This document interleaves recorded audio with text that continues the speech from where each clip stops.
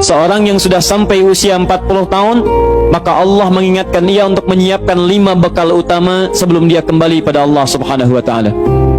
Hati-hati yang sudah sampai 40 tahun, jika Anda belum memiliki satu di antara 5 ini, Anda mesti khawatir. Karena ini peringatan dari Al-Quran. Baik, 1. Qala Rabbi auzi'ni an ashkura ni'mataka allati an'amta alayya wa ala walidayya. Amanat pertama, kata Allah, dia mesti memperbanyak doa kepada Allah Subhanahu wa ta'ala agar dibimbing. Banyak doa agar dibimbing mensyukuri nikmat hidup, plus bisa meningkatkan bakti pada orang tua. 1. Rabbi auzi'ni an ashkura ni'mataka allati an'amta alayya wa ala walidayya. Perhatikan baik-baik.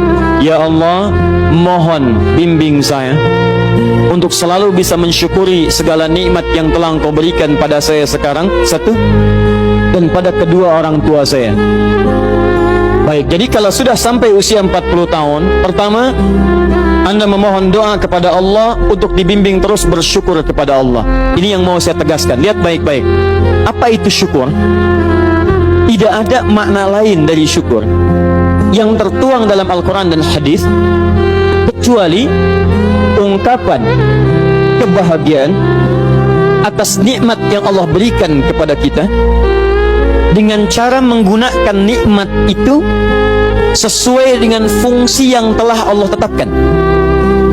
Misal, kita akan bersyukur dengan nikmat penglihatan mata. Anda diberikan 40 tahun dalam hidup, mata masih bisa melihat. Bagaimana mensyukuri nikmat mata? Kalau Anda ingin syukuri nikmat mata, maka yang paling singkat, gunakan nikmat mata ini sesuai dengan peruntukan yang telah Allah tetapkan. Fungsi yang telah Allah tetapkan. Apa fungsi mata? Masih ingat? Melihat yang baik-baik. Quran surah ke-24 ayat 30 untuk laki-laki, ayat 31 untuk perempuan.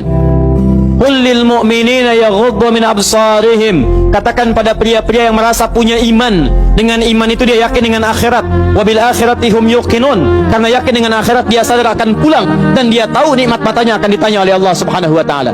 Katakan pada pria-pria yang yakin bahwa matanya akan ditanya oleh Allah. Quran surah ke-17 ayat 36. Innas sam'a wal basara wal fuada kullu ulaika kana anhu mas'ula. Setiap pendengaran Anda, penglihatan Anda, plus apa yang Anda fikirkan, satu saat akan ditanya, dipertanggungjawabkan di hadapan Allah Subhanahu wa taala. Karena itu kata Allah, katakan pada orang-orang yang yakin dengan itu semua, ghuddu min absarihim, matanya hanya boleh melihat yang baik-baik saja. Yang tidak baik palingkan. Ibu juga sama, ayat 31-nya. Wa kullil mu'minati yaghdudna min absarihinna. Katakan pada perempuan yang merasa yakin dengan Allah, yakin akan pulang, yakin akan ditanya, matanya hanya boleh melihat yang baik-baik saja menurut Allah. Yang tidak baik palingkan. Di ghaddul basar itu bukan nggak boleh lihat, Pak. Ghaddul basar itu silahkan lihat, tapi ketika yang dilihat tidak baik menurut Allah, maka palingkan dari itu semua. Ini tidak tepat, teman-teman sekalian.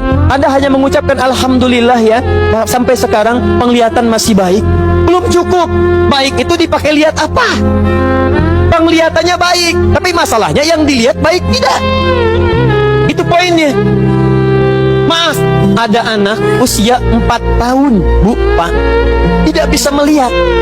Dalam tidak bisa melihatnya, dia masih mau menghafal Al-Quran. Namanya Mu'af. Tinggalnya di Asyut, adanya di Kaira, negaranya Mesir. Matanya nggak bisa lihat, tapi dia sampaikan pada bapaknya, Pak, saya ingin menghafal Quran. Saya ingin menghafal Quran. Kata bapaknya, kamu yakin? Saya yakin. Baik, keluarga sederhana, punya cuman motor yang sangat luar biasa tidak bagusnya. Dimodifikasi dashboardnya, menempuh jarak kisaran 20 km. Datang pada syekhnya, bapaknya kemudian membonceng, muadnya di belakang. Teman-teman sekalian, setiap berangkat datang pada syekh, dapat hafalan baru, bapaknya tulis ayatnya, disimpan di dashboardnya. Di jalan lihat ke sini, lihat ke jalan, lihat ke sini, lihat ke jalan. Mu'adz bacakan ayatnya, bapaknya mendengarnya. Secara singkat, tiba-tiba setelah itu fasenya berakhir, jadilah anak ini hafal Quran. Yang ngantar belum hafal Quran, yang diantar nggak bisa lihat hafal Quran. Saking mudahnya Al-Quran, yang nggak bisa lihat bisa hafal Quran. tapi bapaknya dapat pahala dari transferan anaknya. Perhatikan baik-baik. Begitu dibacakan Qurannya, bagus makhrajnya, viral kisahnya.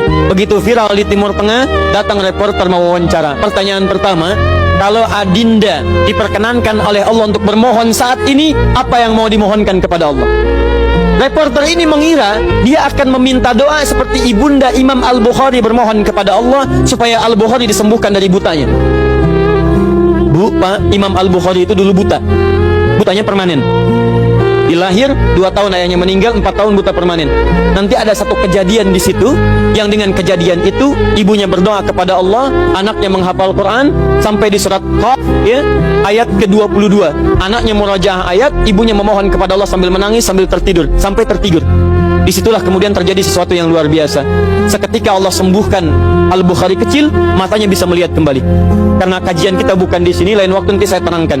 Anda yang punya kitab Fathul Bari, Syarah Sahih Al-Bukhari, beli jilid pertama, kitab Muqaddimah, halaman 634, paling kiri, paragraf yang ketiga, baris 1 sampai dengan 9. Anda temukan kisahnya. Nah, reporter ini mengira ini Mu'adz akan minta kepada Allah seperti Al-Bukhari kecil memohon kepada Allah, matanya bisa melihat lagi. Ternyata lihat baik-baik. Kalau saya diperkenankan bermohon kepada Allah dan permohonan saya dikabulkan, maka pertama saya akan mohon kepada Allah untuk tetap membutakan mata saya sampai dengan kiamat. Ya Rabb, mohon butakan mata saya sampai kiamat, karena dengan buta mata ini saya bisa menghafal Quran. Saya takut ya Allah, kalau saya melihat lagi, mata saya melihat maksiat dan hilang Quran dari hafalan saya. Anda bisa bayangkan, anak kecil 4 tahun, mata nggak bisa lihat, digunakan menghafal Quran. Dan dia takut kalau melihat matanya dipakai maksiat. Antum dikasih 40 tahun, 40 tahun, lebih daripada 4 tahun, lebih dari 14 tahun, Anda sampai 40 tahun, dipakai mata, dipakai apa mata Anda sampai dengan hari ini? Berapa maksiat yang telah Anda kumpulkan dari mata Anda itu? Mungkin wajar, jangankan hafal, baca masih sulit, lihat mushaf masih enggan, membaca masih susah. Kalau Anda sulit berhadapan dengan Al-Quran dalam pandangan Anda, tanyakan pada diri Anda, dipakai maksiat apa mata ini selama ini?